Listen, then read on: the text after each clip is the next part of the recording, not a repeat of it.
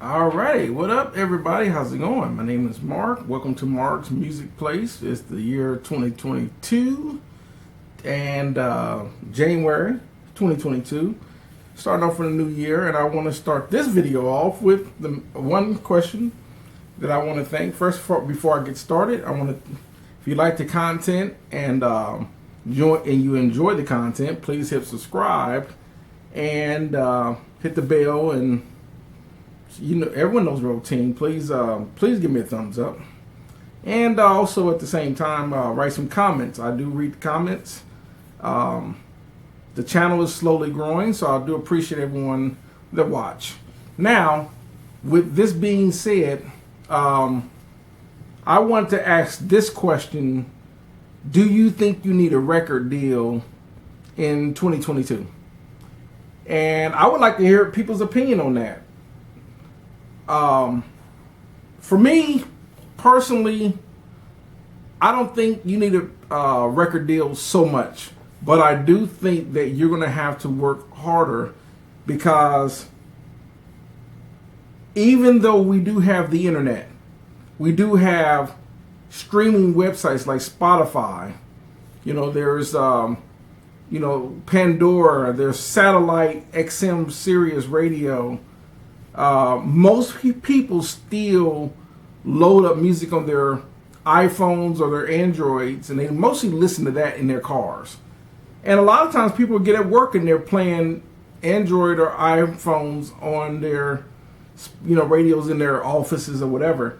And usually once a person leaves their work site and they have their little music going from their iPhone, playing it in their car, then when they get home, most people they turn that off and they get on and they turn on the TV, or they might get on the internet and watch some YouTube, watch some TV, go to the movies or whatever. So your chances of radio has drawn down. Now, there are people that still listen to the radio, because there are a lot of people that just don't have modern stereo systems in their car. Some people still have factory, car systems in their car. So the next question would be, so in essence, you look at the old way we used to. We go way back. Let's go in history for a quick second. The way people saw or heard music was to go to theaters. Then in the 1900s, early 1900s, radio was born. So that's where people didn't have to go all the way down to a music theater anymore. They could hear it live, because they would broadcast the big bands and orchestras live through microphones and a broadcasting system. And then it got to the point where why do we always have to perform this stuff live? Why don't we just pre-record it and then play it on the radio? And that's where pre-recorded music comes, thus, i.e., born the recording studio and things like that. It used to say pre-recorded music, and of course it would say not for public use and all this stuff, and it just changed. And it became so popular that people said, well, since pre-recorded music is so popular for radio, why don't we just sell it pre-recorded? i.e., the beginning of the records, the vinyls. Then later on, cassettes were born, and then later on in the 80s, CDs were born, and then it just up to the day where it's now everything's digital and internet.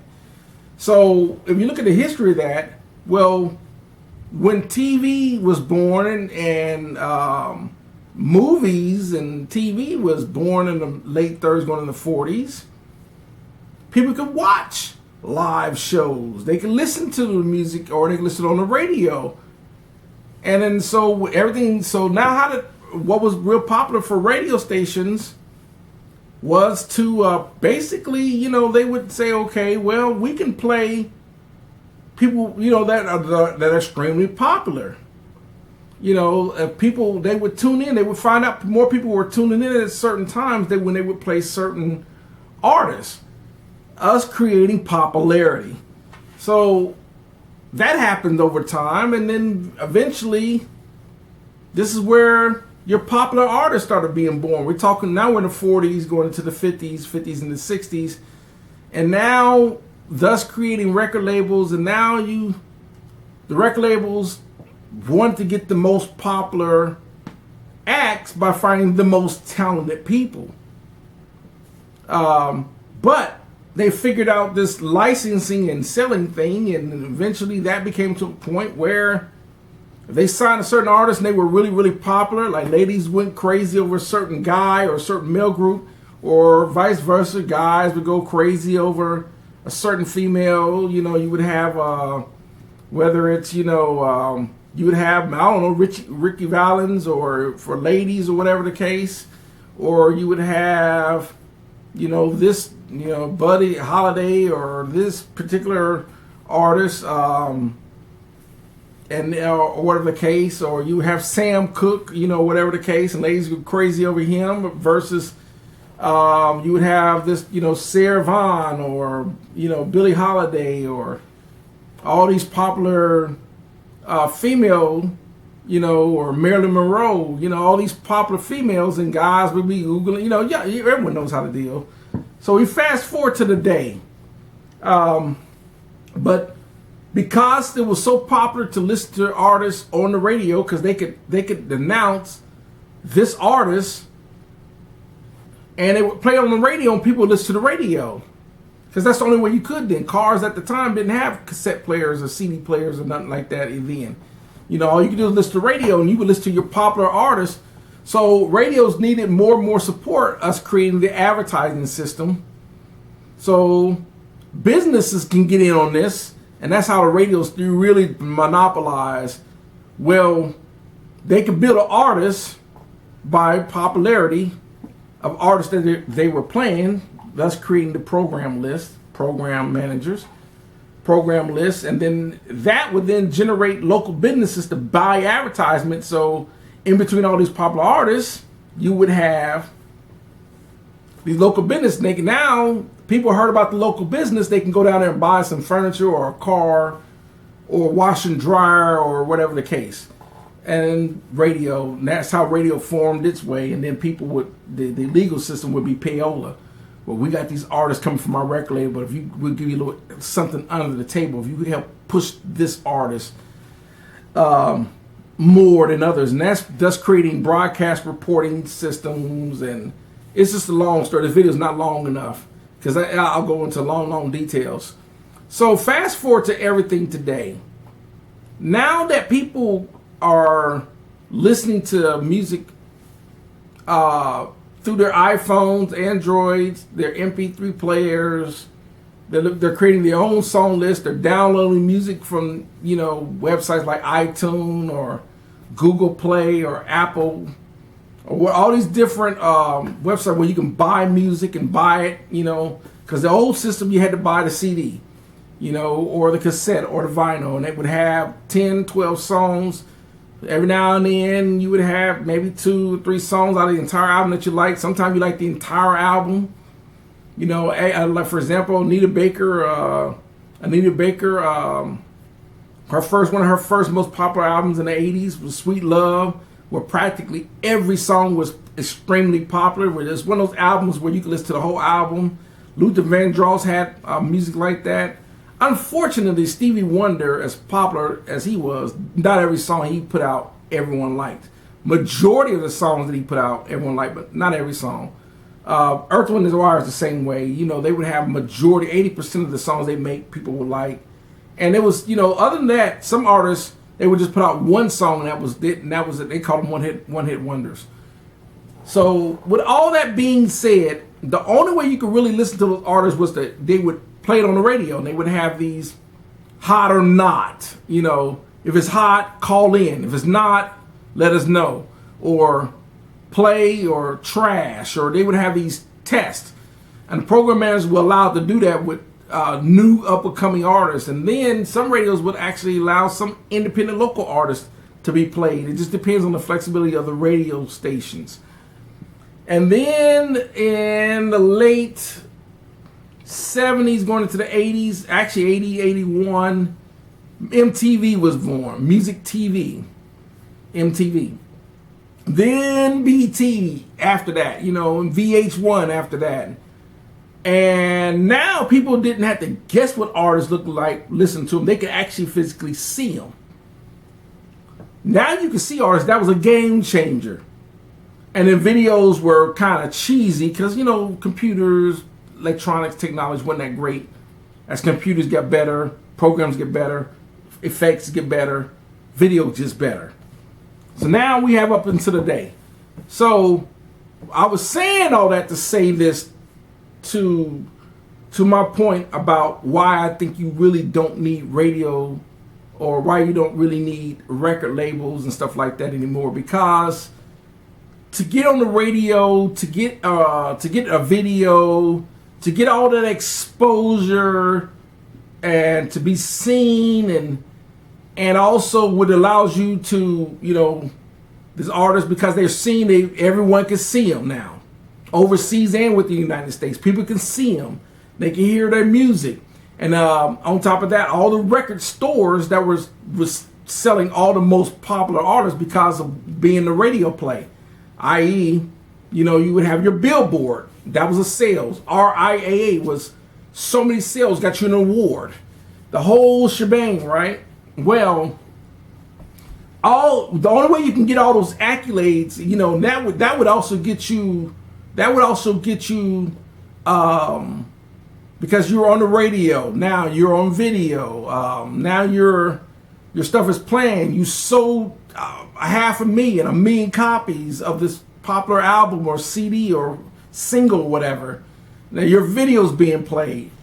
That got you a gold album, a platinum album. That got you a Grammy, because now you got voting boards to vote for you at the Grammys or the American Music Awards, MTV Awards, all these award shows, BET Awards, and all that. And on top of that, now you're on Billboard because of your sales. You every time you grow, every time you sell more and more each week, you move up the sales chart, i.e. the Billboard chart. The more and more you sell, the more accolades you get for awards. And that becomes your popularity, and they get you voted on you for like best new artist and all that stuff. All these ties in together. But the only way you can get any of that accolades and where you can start making money is touring and doing concert tours and doing radio spots and interviews at radio stations and all that, was to have a record contract. You know, that was the only way you were going to get that. Independent artists they wouldn't, because it's money involved, and this is a business. This video is the video is not long enough to explain, but there is a lot of dirt behind the music business, such as one of the biggest things, one of the big three that kills all music careers, no matter who's involved, is personality conflicts. People break up over personality conflicts within the groups or within management, between the record labels. I mean, personality conflicts, producers, production teams, engineers, the studios, personality conflicts. Next would be money. Someone is always lowballing or basically they're basically jamming the books. You know, they're manipulating numbers. And the third biggest thing would be drugs. That's always the drugs and alcohol abuse. Those are the big three. Other things that happen, like tragedies, death, family, of course, you know, diseases, cancer, you know, the usual suspects like that. So, with all that being said, out of all that, the game changer for the gatekeeper, which was a record contract by selected, you know, you needed an AR rep to get you put in front of the record label to get you a record deal. And they would have these 50-50, and then it went to 360 deals, and all these rip the artist off type of deals. Now, with you having all this exposure now, and video like VH1, BT, MTV is not so prevalent anymore. It doesn't have a strong video. Still have a stronger hold than radio, because people still watch music video, but it's not as strong as it used to be as just watching independent internet like YouTube. So with that being said, out of all that being said, I want to get people's opinion. What I see now is an artist have to do the work themselves now. If you're it's like with my video. The only way people started subscribing and watching my videos is they saw it on YouTube and allowed for me to be able to talk my talking points for my video, which allowed people to tune in. They like what they hear. They hit subscribe. And it just grew. Because when I started around 2014, I started with just 1 subscriber. Then it grew to 2. Then it went to 10. And I just, kept trying to make it better and better and better. One of the biggest videos that grew 20,000 views for me was The Real Truth About the Music Industry. I wish I had not gotten rid of that video, but I got rid of a lot of videos because back in 2020 when they were talking about this whole changing and children viewing your videos and all that. But I wish I hadn't deleted a lot of those videos, but I ended up doing that. So I'm trying to bring that all back. So I'm going to bring a lot of those subjects that I talked about. I'm going to bring it back. So my next question would be to you is, do you think you need the record industry today if you're willing to do a lot of work? In other words, I would say, what made artists most popular from the 80s on? And I'm going to say it's not so much the radio, because not everyone could hear what the radio stations were playing in, like, example, New York. Everything was regional. Some parts of the country paid artists more than other parts of the country. So not everyone in the country was hearing artists come out of New York. Or, for example, if you were in D.C., D.C. had what they call go-go. That was mainly a D.C. style of music. Or if you were in Texas, they had what they call Tex-Mex, Tejano type Tex-Mex. That was only being sold within the Texas, Arizona, Southern California region. It wasn't being played all over. So certain genres of music wasn't pushed, like Nashville's heavily country and western. Between Nashville and Texas and some southern states, Alabama, Mississippi, Georgia. So certain genres are pushed more. But one thing that everybody tuned into was 2 things: music videos, and everyone tuned into award shows. People still watch music videos and award shows. So, what would I say if you were an independent artist? Other than that, between that exposure of music TV, getting on award shows, other than that, touring. But now that people are watching the internet, they're building followers on their Facebook pages, their Instagram, their Twitters accounts, Twitch, YouTube. They're building followers. Some people got 1 million followers on YouTube. 2 million followers. Some people got 10 million followers. So now, if a person wanted to book certain places based on their popularity, they could probably be a lot easier, because these booking places that host, if you're willing to travel and you're willing to pay for the events, that's a different video, because that's probably the most expensive part of our artist's career, is touring, because it's so expensive to travel and book and eat and book hotels. And so with that, all that being said, and because record labels just aren't advancing the money to support all that anymore, because they don't make any money more, because their biggest things was physical mechanical sales.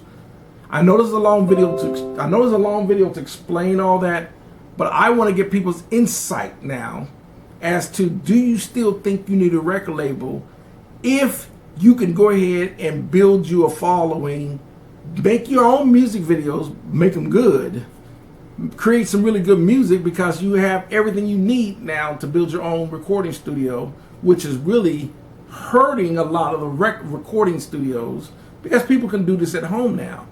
It's genre based. Some recording studios, like the commercial studios always going to have the advantage until we catch up with home recording studios. I still say they'll have the advantage for over probably the next 5 years. Not even that. It's probably going to be less than that. Give it about another 2 or 3 years. They keep coming out with all these room imitating plugins, and that's going to even narrow it down. You can record your drums in your kitchen and put this room effect over that plugin over the drum, make it sound like you recording this big old recording studio drum room. That's just how good plugins are. So I would say within the next couple of years, most people just I don't see too much life left in the commercial studio, but that's a different video. So with your ability to be able to buy DAW software and people learning to really do this well at home and learn marketing, you still got to do your PRO, your ASCAP or BMI. You still got to do your publishing company. You still need to get yourself affiliated with SoundScan and SoundExchange. You still need to build you an artist business account separate from your personal account in your bank. So whatever money you make as an artist, you separate that money from your personal, which will pay your personal bills. That way, the money from your business account, you profit. So that's how you can profit. You still want to do all that kind of stuff. But if you do all that and you learn the whole ins out of how to really market yourself as an artist and do this all on your own, if you're willing to put up all the work, make your own music videos, build you a following and a big an audience, do you think you still need a record label? That's going to do it for this video. I thank people for watching. I just want to hear your thoughts on it. I would go in a lot more details on it, but I just want to get more people's interaction on the video, on their opinion. I've already tell you what I think. I think personally, no, because I think doing this stuff at home is closing the gap to what a record label, you need a record label for. Record labels can do it faster, but they're taking a lot more out of the artist to do it faster. An artist, if can do this, it'll just probably be a lot slower. And I'll talk about the financial, how much an artist would make if they try to do it on their own, and if it's even worth trying to do it on your own. That's a different video. Other than that, thanks for watching. Just want to get people's opinion on that. Y'all have a great one.